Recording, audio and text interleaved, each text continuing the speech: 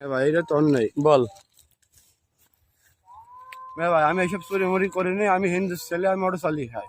আমি এইসব চুরি আমি যে আমার এই বাগানটা জি এত সুন্দর করে ঘেরা, জি তারপরে তুই ঢুকেছিস, তোর একটা বিরাট অপরাধ। ভাই ওই সাইডে তুই রাস্তা মনে আছে কর বলে আজকে না, তুই মনে কর আজকে একটা লাইভ পেলি, জি আমি যে এত এত সুন্দর ঘিরেছি আমার এই পেয়ারা বাগান, আমি কোনো পেয়ারা পাচ্ছি নি।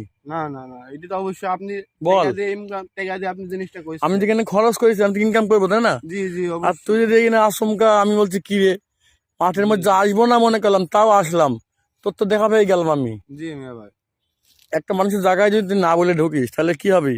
অবশ্যই। চোর হবি নাই? জি জি জি মানুষ চোর বলবে না যে এই অবশ্যই। ছেলেটা চোর না নেশা করছিল? জি জি এটা বলবে কিনা বল? হ্যাঁ অবশ্যই ভাই, এজন্য এটা তো এগুলো আর করবি না, আমি ঠিক যেটা আছে। তোর মানা করলাম ঠিক আছে ভাই।